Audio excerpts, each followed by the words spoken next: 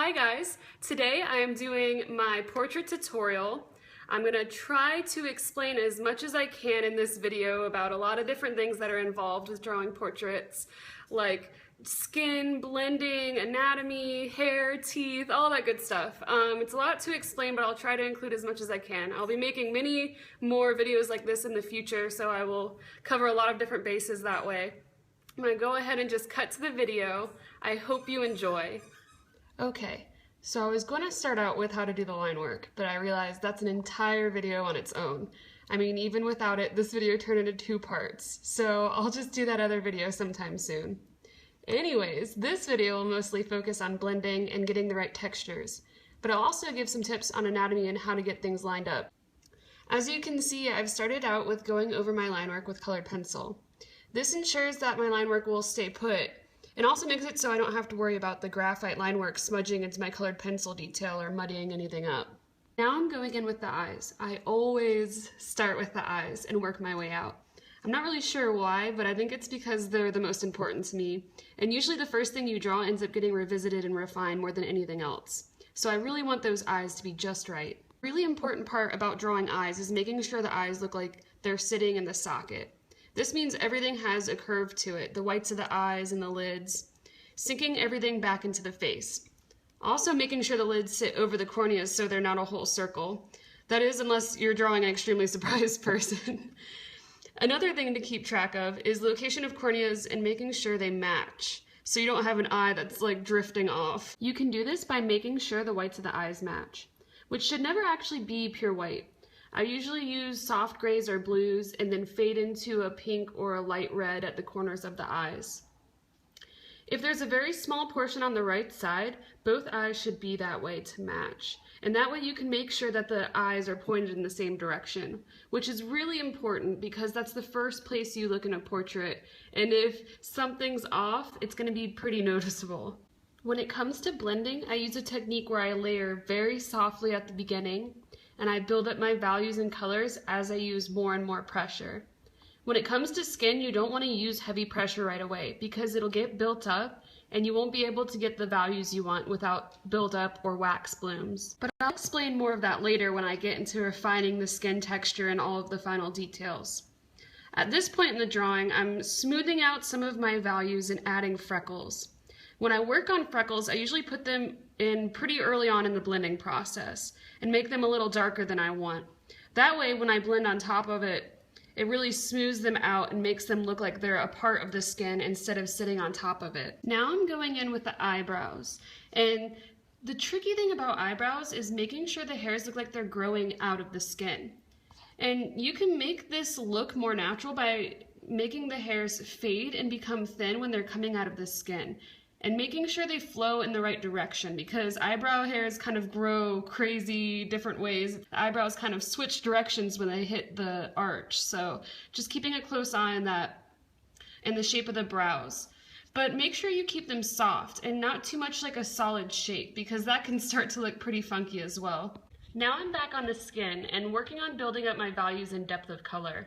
I kind of lightly figure out where I want the shadows and highlights to go. Then I go in with layers of colors that I build up to create the value I want. And this is when I work with my most saturated colors. And afterwards is when I go in with neutral midtones and smooth everything out. That way the colors are the way I want, but it doesn't get too built up before I get to the end.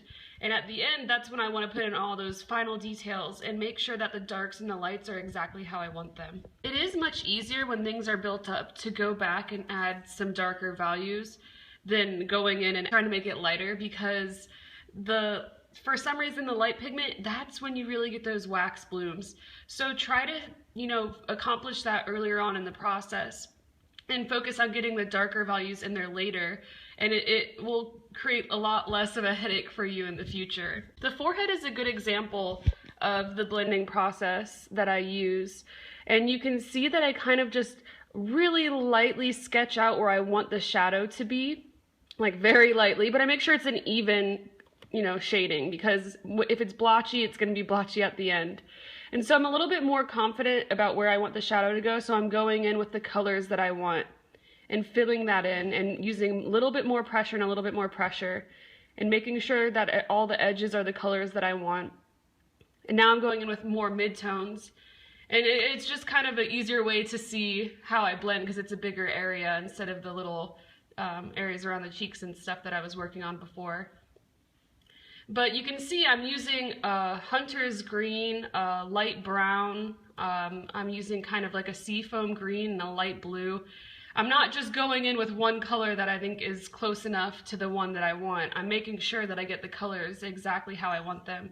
And layering is a good way of doing that. You just have to do it very lightly and build it up. Another reason why I go back and fix a few of my values in parts that I was working on earlier is as you start working on the rest of the face, so the forehead and the cheeks, you can start to, cross-check your values and notice that, around the eye was a little too light when I worked on it before, or these colors don't have a nice gradient like I want.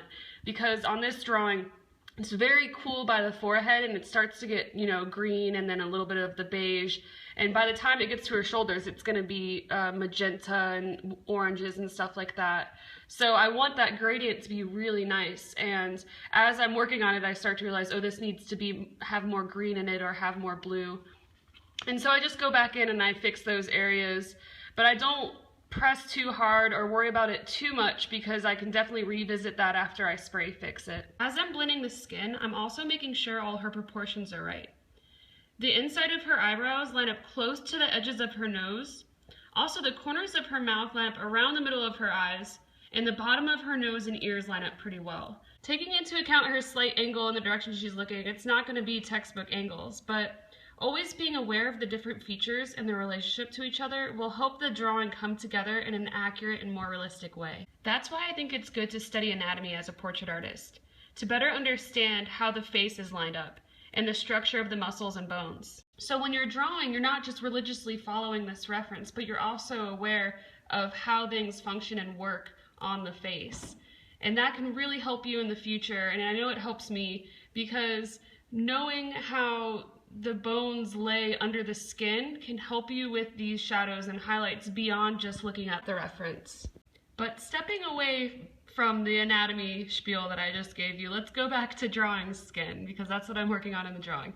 As you can see, I just am layering the shadows, and I actually face a little bit of a problem with the wax buildup on the shadow below her nose. And this is when I go in with the back of my pencil, just the flat wooden part of the back of my pencil, and I scrape up some of that excess wax. And this obviously creates a bit of an eyesore, so I'm gonna go back in and smooth everything out and kind of start fresh. But this is how you get rid of some of that excess wax that clumps up when it gets really bad and there's nothing you can really do and it's just wax blooms everywhere and a total headache. So that's one little technique that I've used. It's kind of for emergencies when it really gets built up, but it helps me out a lot. I've probably used it several times in this drawing so far. So after I fix a few of these problem areas, I go in and finish the shading and blending around the mouth and jawline before I get to the lips. I still have another pass or two of final details on the skin before I'm done, but I'm fairly happy with how finished it is now before I spray fix it. Now that I'm done with the skin for now, I'm moving on to the lips. I started off by blocking in the shadow areas very lightly, like when I was working on the skin. Then I layer on some warm pink colors, leaving out the whitest highlights to create that glossy look. What also helps create that effect is the reflective light on the lips, especially the top one, where the warmth from the bottom lip is reflected underneath. I think one of the most difficult things about drawing lips is making them look like they're a part of the face. So they're not so blended that they look like they're melting onto the face, are not overly defined to where they look like they're pasted on.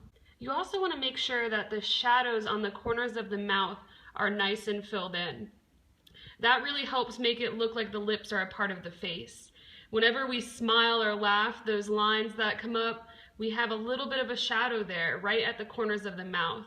And I always make sure to get those and make sure that they look defined enough. Another thing to make sure that you get that mouth to really look like it's a part of the face is when there are teeth shown underneath, especially these ones because they're going to be in quite a bit of a shadow, but making sure that they are not white, because when you see the bright white teeth in a drawing, it really stands out as the paper and doesn't look like it has the dimension and the curve and the shadow that normal teeth have.